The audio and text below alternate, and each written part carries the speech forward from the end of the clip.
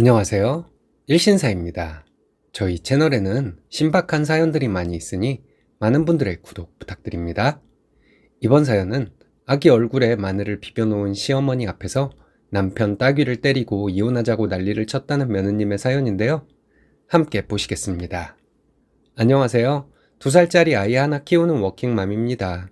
저는 시어머니를 생각하면 시댁으로 달려가 시어머니 따귀라도 때리고 싶은 마음이 드는 폐륜 며느리입니다. 시어머니 앞에서 남편 따귀를 때리고 이혼하자고 소리소리 지른 후 시댁과 영 끊고 지낸 지가 1년이 되었는데도 가끔 욱하고 속에서 올라오는 것이 있네요. 제가 성질이 고약하기 때문이기도 하겠죠. 이른이 다 되어가는 시어머니, 자존심이 엄청 세고 고집이 강한 분이십니다. 시아버지는 그런 시어머니에게 말도 제대로 못하시고 시어머니의 기에 놀려 사시는 분이시고요. 제가 아이를 낳았을 때 시부모님은 늦은 연세에 얻은 첫 손자라고 많이 좋아하셨어요. 시댁과 집이 가까워서 아이를 낳기 전부터도 시댁 방문 횟수가 적지는 않았는데 조금이라도 뜸하면 저희 집에 찾아오시는 분들이라 저희가 찾아뵈었습니다. 아이가 좀 자라서 제가 제 취업을 위해 배우러 다니던 것이 있었는데 주말에 남편에게 아기를 맡기고 대여섯 시간 정도 나가 있곤 했던 때가 있었습니다. 그러면 남편이 시댁에 아이를 데리고 갔어요. 가지 말라고 그렇게 말해도 가더군요. 남편은 혼자 아이를 보고 있는 것이 힘들었나 봐요. 아무래도 시댁에 가면 시부모님이 아이를 봐주시니까 그렇게 아이를 데리고 시댁에 갔던 것 같습니다. 아이가 돌도 안 되었을 때 시어머니 때문에 기겁을 할 일이 참 많았어요. 제가 남편에게 뭐라고 하면 남편은 자기 엄마 실드 쳐주기 바빴습니다. 할머니가 손자 너무 예뻐서 그래. 연세가 있으셔서 그래. 할머니들이 다들 그렇잖아. 잘 모르니까. 이런 식으로 남편은 시어머니 변호사 역할을 자처하더군요. 그런데 저희 친정은 안 그렇거든요. 친정 부모님과 시부모님 연세 크게 차이 나지 않아요. 친정에서도 저희 아이가 첫 손주였고요. 네가 그러고도 엄마 맞냐고 저를 비난하실 분들이 많을 것 같습니다. 욕먹을 각오로 적어볼게요.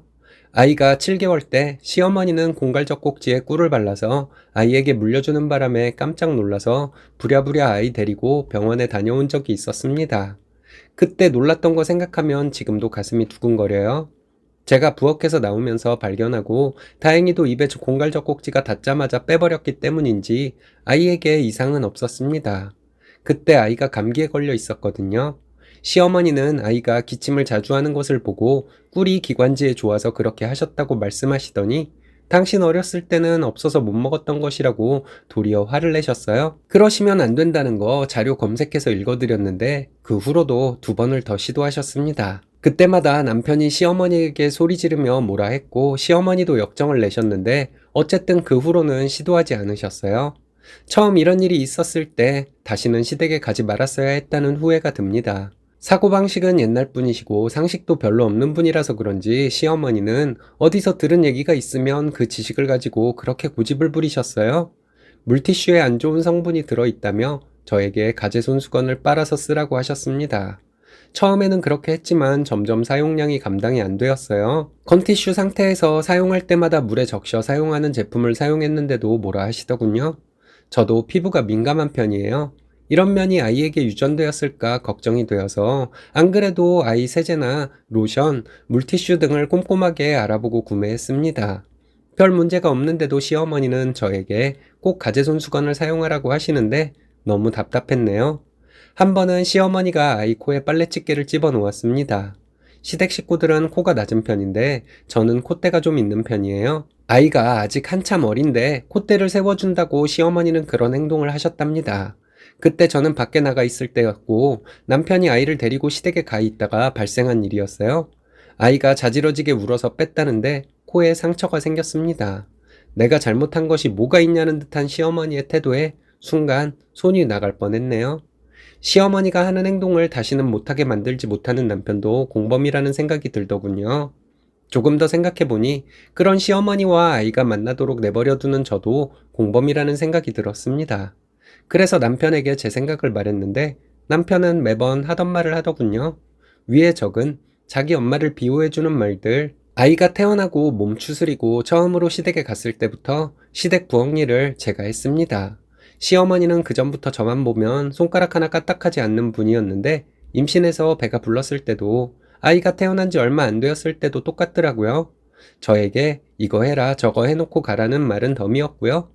남편이 저보고 일하지 말고 있으라고 자기가 하겠다고 했는데 시어머니는 남편을 불러서 쓸데없는 것들을 물어보시며 제가 일을 하도록 만드셨습니다. 말씀 다 하신 것 같아 남편이 일어나면 잠시 후에 불러서 또 말을 시키고 하시다가 그것도 힘드신지 남편에게 마트에 다녀오라고 하시더군요. 시어머니가 사오라고 말씀하신 것들이 당장 필요한 게 아니면 인터넷으로 주문해 드리겠다고 말씀드렸는데 시어머니는 무조건 마트에 가서 사와야 한다고 고집을 부리셨습니다. 시어머니는 저에게 일을 시키려고 작정을 하셨던 거겠죠. 아들이 마트를 다녀오는 수고를 하더라도 저에게 일을 시키려는 목적만 달성하면 된다는 마음이셨던 것 같습니다. 시어머니 고집이 이런 식이에요. 아닌 이유를 설명해드리고 증거를 눈앞에 가져다 드려도 당신이 했던 말이 맞다고 하시는 분이십니다. 아이 태어나고 한 달 정도 후에 멀리 사는 시동생 부부와 시부모님이 오셔서 저희 집에서 삼겹살 구워 먹고 가셨습니다.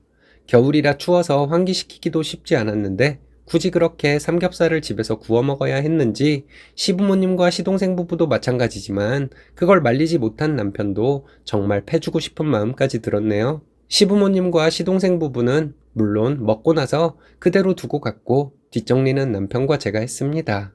시어머니와 큰 사건이 나고 인연을 끊게 된 것은 시어머니가 아이 볼에 마늘을 발라놓은 일 때문이었습니다.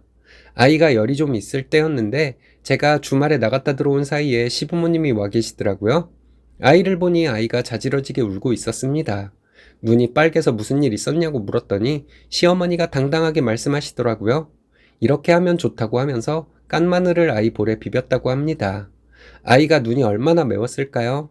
바로 아이를 안고 화장실로 가서 물로 얼굴을 씻어 주었습니다. 좀 있으니 아이가 진정이 되었는지 잠이 들더군요. 남편에게 시어머니가 그런 행동을 하는 동안 뭐 하고 있었냐고 물었더니 자기 엄마가 좋다고 하길래 그냥 방관만 하고 있었답니다. 아이가 자지러지게 울고 있는데 아무런 조치도 취하지 않고 있는 것이 말이 되냐고 했더니 잠시 후에 물수건으로 얼굴을 닦아주려 했다더군요. 시어머니는 저에게 알지도 못하면서 남편을 잡는다고 뭐라 하시길래 대꾸도 하지 않고 남편 따귀 2대를 때렸습니다. 저도 모르게 손이 올라가더군요. 그리고 남편에게 너 같은 새끼랑은 이혼이라고 소리를 질렀습니다. 자기 아들 보호도 못하는 인간이 아빠냐고. 정신 나간 인간이 아이를 위험에 빠뜨리려고 하면 구할 생각을 해야지. 그걸 방관이나 하고 있는 아빠는 필요 없으니 이혼하자고 했습니다. 나 혼자 아이 키울 테니 너는 양육비나 보내라고 소리 지르며 손에 잡히는 대로 물건을 던졌습니다. 쿠션, 케이블 리모컨, 무선 키보드 등을 남편에게 던졌는데 리모컨은 남편 얼굴에 맞았어요. 시어머니는 이게 어른 앞에서 뭐 하는 짓이냐고 소리를 지르더군요. 당신 때문에 일어난 일인 거 모르고 지금 뭘 잘했다고 소리를 지르냐고. 저도 시어머니에게 더 크게 소리를 질렀습니다. 어딜 시부모 앞에서 남편 뺨을 때리냐고 하길래 당신을 때리고 싶은데 차마 그럴 수 없어서 남편을 때린 것이라고 말했습니다.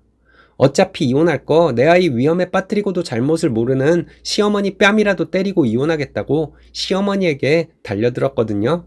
남편이 가로막아서 시어머니 뺨이라도 때렸어야 했는데 그러지 못한 것이 지금도 한이 됩니다. 시아버지는 허허 참 계속 이런 소리를 내고 계시고 결국 시부모님은 슬그머니 나가셨어요. 저는 시어머니에게 어딜 도망가냐고 이리 오시라고 고래고래 소리를 질렀습니다. 남편이 저를 가로막고 시부모님을 내보냈는데 남편 등짝을 몇 대 더 때렸네요. 나가시는 시부모님에게 다시는 나와 우리 아이 볼 생각도 말라고 근처에 얼씬거리기만 해도 가만 안 두겠다고 소리 질렀습니다. 시부모님 가시고 나서 남편이 저에게 계속 미안하다고 했는데 쉽게 화가 풀리지 않더라고요.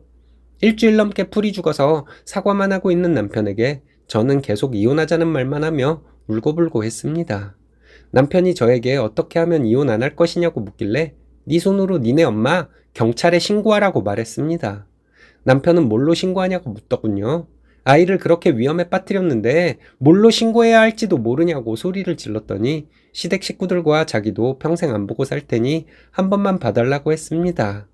남편이 2주 넘게 계속 사과를 하며 시댁과는 이제 영 끊고 살 것이라고 해서 이혼은 하지 않고 살고 있습니다. 1년이 지났는데 지금도 화가 풀리지 않습니다.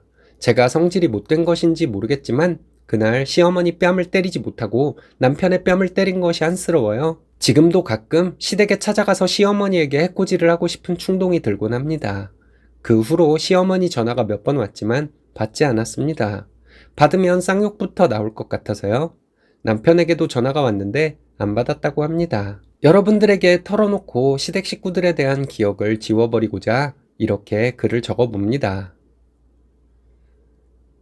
아이 얼굴에 마늘을 문질러 놓는 사이코 같은 인간도 있군요. 쓰니님이 시어머니 따귀를 때렸어도 이상할 것이 없었을 것 같습니다. 얼른 쓰니님 마음이 추스려졌으면 좋겠습니다.